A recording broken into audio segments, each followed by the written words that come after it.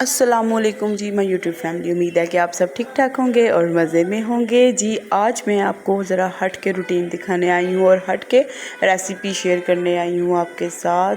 तो जी हमने ये बस पिनियाँ गरम कर ली, इतनी मज़े की पिनियाँ हैं। तो बस ये फ़राल, मिरहा और मैं पिनियाँ खाएंगे इस टाइम पर। 9-10 का टाइम हो चुका था क्योंकि फ़राल वगैरह सब स्कूल और शॉप पे जा चुके थे उसके बाबा। तो बस हम दोनों अब ये पिन्नी गर्म करके, आज नाश्ता करने का कोई दिल नहीं था कर रहा, तो फिर हमने जो है ना पिन्नियाँ शिनियाँ खा ली। तो ये मैं मिरहा के साथ बातें कर रही हूँ, साथ साथ उसको कलमे पढ़ाऊँगी, थोड़ा सा ABC वगैरह पढ़ाऊँगी। साथ ही जी 12 बज गए। तो फिर मेरे हस्बैंड गुजरात गए हुए थे, तो वापसी में मैंने कुछ चीज़ें कह दी। आजकल मैं ग्रॉसरी करने कोई नहीं जा रही, इतनी सर्दी है, मेरे से तो हिल के किचन तक ही चली जाऊँ बड़ी बात है। तो मैं कोशिश करती हूँ कि बस जो है ना एक टाइम ही बना लूँ खाना और बस उसी में भुगत जाएँ सारे।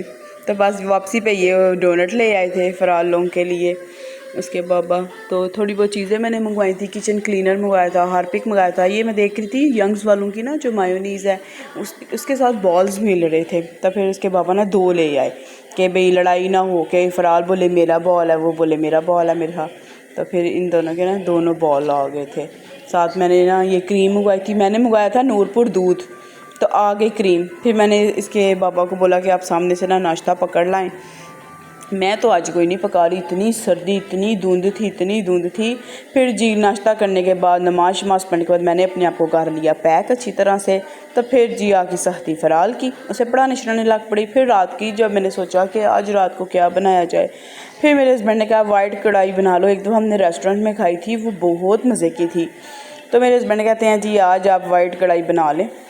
इसके लिए ज़्यादा कुछ नहीं करना पड़ता। इसके लिए आपने सिर्फ 2 अदद प्याज ले लेने हैं मीडियम साइज़ के। मैंने जी ये कढ़ाई निकाली, मैंने कहा रेस्टोरेंट स्टाइल में बनानी है तो फिर तो कढ़ाई की ज़रूरत पड़नी है। कढ़ाई मेरे पास नई भी है, बड़ी खूबसूरत सी, जो मैंने आपको पहली वीडियोज़ में दिखा चुकी हूँ। तो फिर ये मेरे पास आई कढ़ाई। मैंने कहा जो है ना जो लोहे की कढ़ाई होती है ना उसका हिसाब और होता है। तो फिर जनाब मैंने निकाली अपनी नानी अम्मा की कढ़ाई, ये इन्होंने लाई हुई थी, उनके हाथों की थी। और मुझे इस टाइम पे ना बड़ी याद आ रही थी कि देखो इंसान चला जाता है और चीज़ें यहीं पर पड़ी रह जाती हैं और यादें रह जाती हैं। खैर मैं काफ़ी इमोशनल हो गई कढ़ाई को देख के।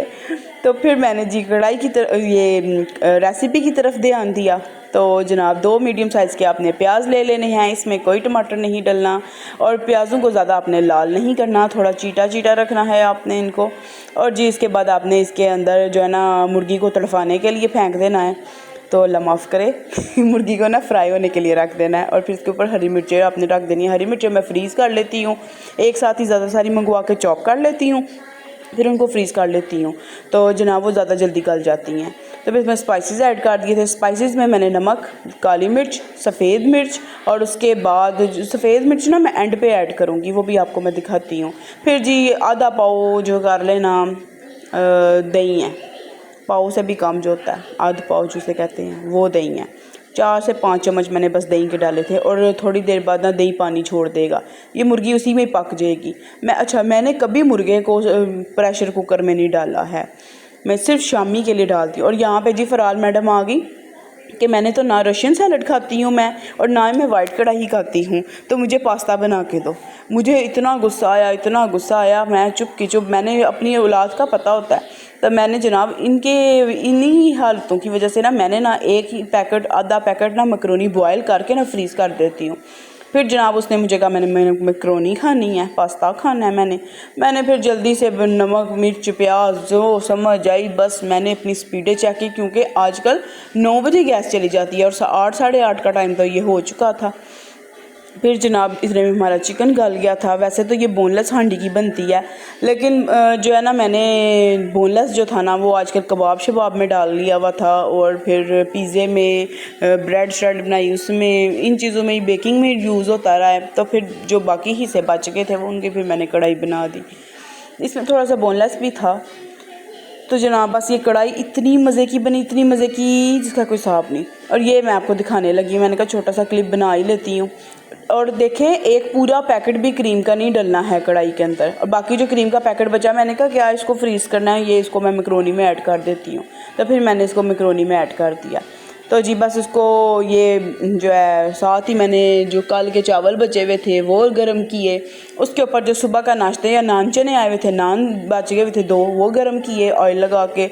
और जी साथ ही मैंने चने जो थे वो डाल दिए चावलों के ऊपर।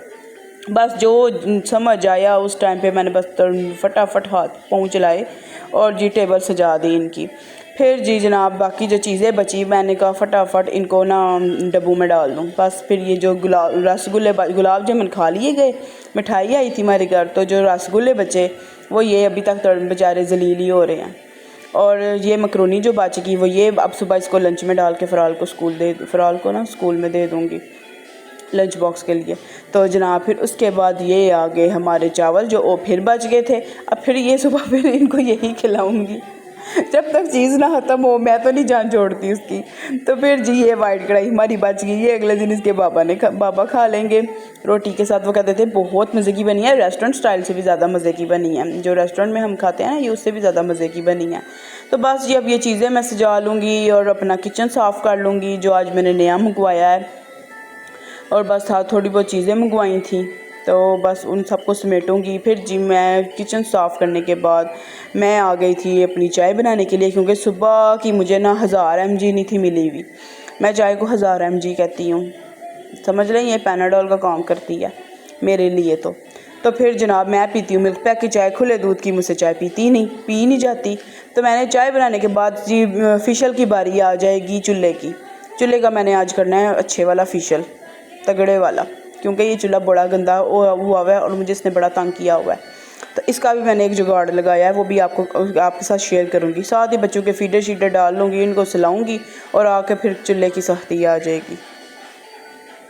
तो बस मैं फिर ये चाय पी के थोड़ा सा रिलैक्स करूँगी, अपना व्लॉग वगैरह एडिट करूँगी। और वॉइस ओवर मैं सुबह के टाइम पे करती हूँ जब फ़राल स्कूल गई हो और मिरहा जो है ना वो बस ऐसे ही गोदी शोदी आई हो, क्योंकि फिर ये बच्चे जो है ना पीछे से बड़ी आवाज़ें निकालते हैं और बार बार कट करना पड़ता है मुझे। और रात को ये सोए होते हैं और ये हिल जाते हैं, ये डिस्टर्ब हो जाते हैं कि जी शोर-शराबा हो रहा है, तो मुझे तो ऊंचा बोलना पड़ता है। तो बस ये छोटे मोटे व्लॉग मैंने शेयर कर लिए थे। ये छोटा सा व्लॉग था, उम्मीद है कि आपको पसंद आया होगा। पसंद आया लाइक सब्सक्राइब और शेयर कर दीजिएगा। तब तक के लिए अल्लाह हाफिज़।